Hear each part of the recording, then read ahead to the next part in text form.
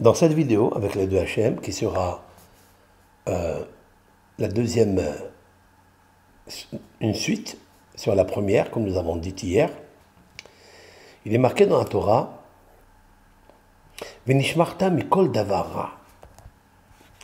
Autrement dit, tu feras attention de ne pas commettre toute chose mauvaise. Qu'est-ce que c'est? Quel est le sens? Est-ce qu'on parle ici d'éviter de faire une mauvaise action? Le Talmud nous dit, dans le traité Avodah Zarah, page 20, chez Lo Yaharer Adam Bayom, ce verset consiste à nous avertir, à être vigilants et propres, de ne pas avoir des mauvaises pensées dans la journée, pour ne pas arriver à une impureté le soir.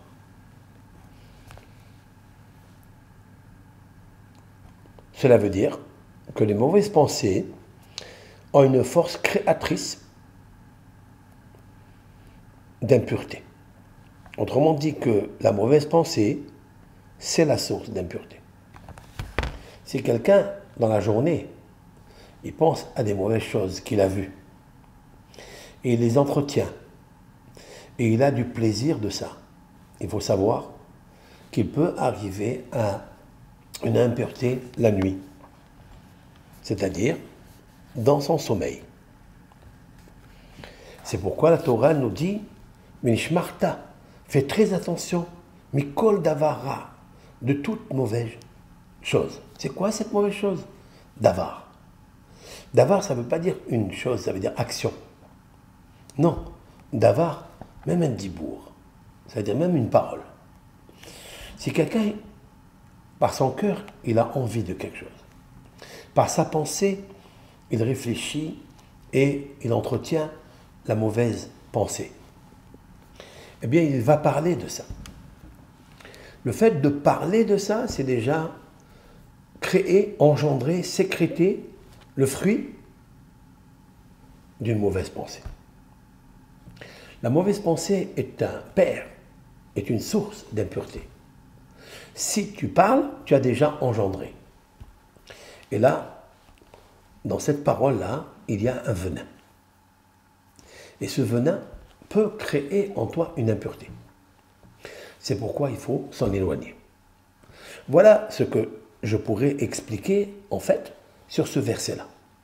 Mais je voudrais ajouter, avec l'aide de Hachem, quelque chose. En fait, un secret. Un secret qui est caché dans ce texte qui contient 4 mots. Venishmarta, et tu feras attention, mikol davar ra, de toute mauvaise chose, mauvaise pensée. Moi, je sais que Moshe Rabbeinu, notre maître Moshe Rabbeinu, dont je parle beaucoup de lui, parce que sans lui, on n'aurait pas su qu'est-ce qui est marqué dans la Torah, qu'est-ce qu'il y avait depuis Adam Arishon jusqu'à la fin des temps. Moshe Rabbeinu nous l'a explicité, avec une précision. Et nous savons qu'il y a des secrets énormes dedans. Lorsque Moshe Rabbeinu il nous dit Venishmarta mikol davara, c'est pas juste une dracha, un conseil. Non. Il veut nous donner ici un grand secret dans la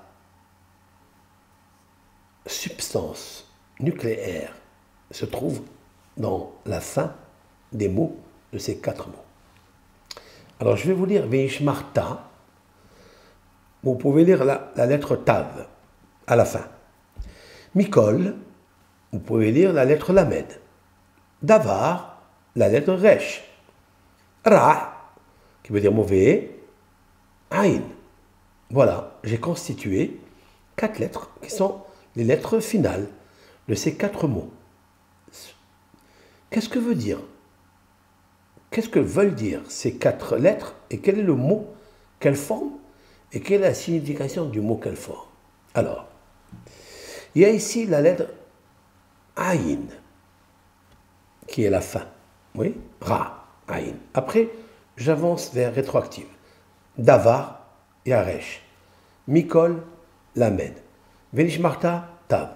Aïn, Resh, la Tab. Quel est le mot qui est écrit ici? Orlat. Orlat est le prépuce. Le prépuce, c'est quoi? Chaque enfant, bébé, qui sort de la matrice, si c'est un garçon, dans son organe de procréation, il y a un petit bout, le prépuce, qu'on appelle le prépuce, au bout de la verge. Ce petit morceau que, dans la Torah, l'Éternel a dit à Abraham, à l'âge de 99 ans, de l'enlever, de le tailler, de le couper. Et Abraham a circoncis Ishmaël à l'âge de 13 ans,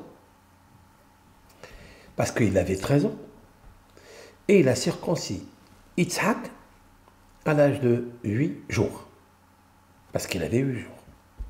Dès lors qu'il a appris qu'il fallait faire cela, eh bien il a circoncis tous les serviteurs qu'il avait, toutes les personnes, ses élèves qui étaient avec lui, il les a circoncis.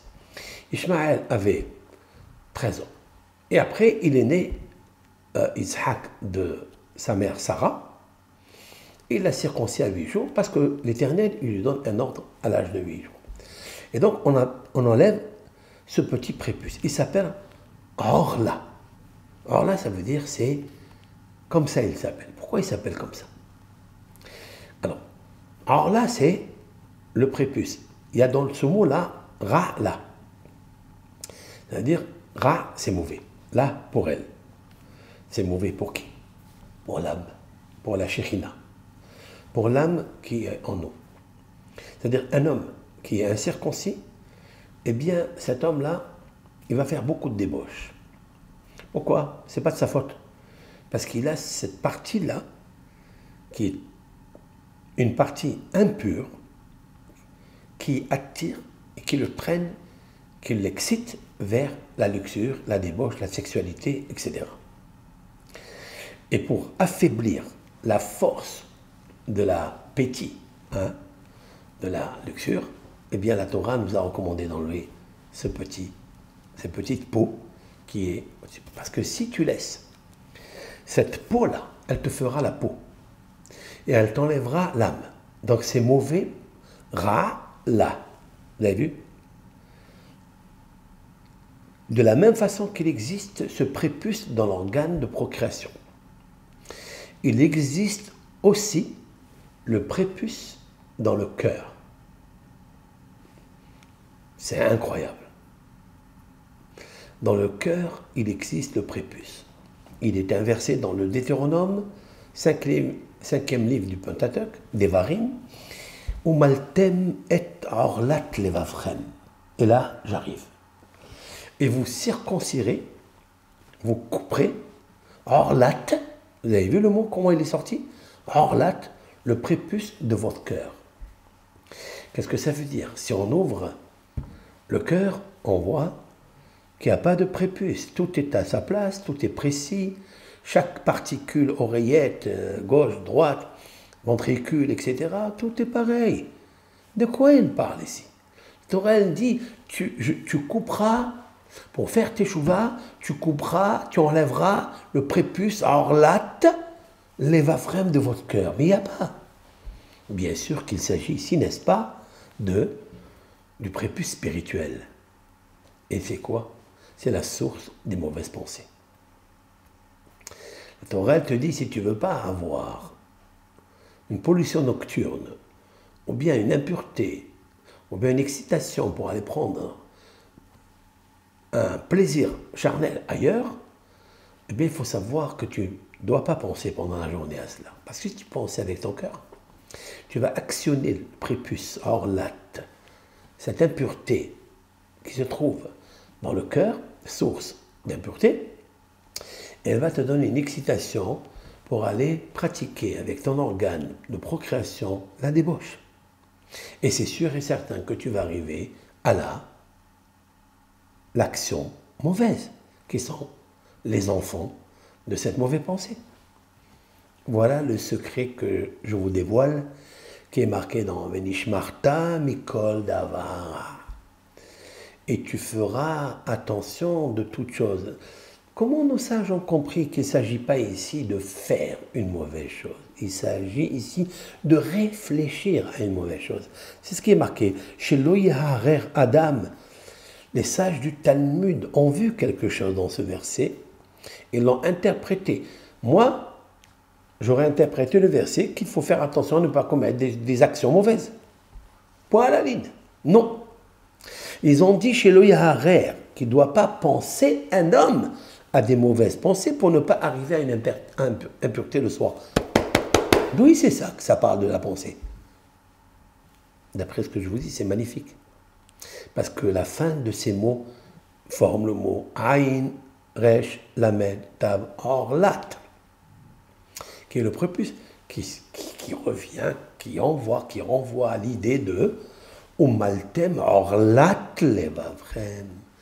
Et vous circoncirez, vous couperez Orlat, le lien qu'il y a entre cette impureté et le cœur. Donc voilà, ce petit cours qu'il faut beaucoup travailler à maîtriser, le prépuce du cœur, c'est-à-dire les mauvaises pensées. Comment faire pour combattre les mauvaises pensées? Je vous dirai ça pour le 3e épisode. Kol Tov, Bracha, Ve'atzlach.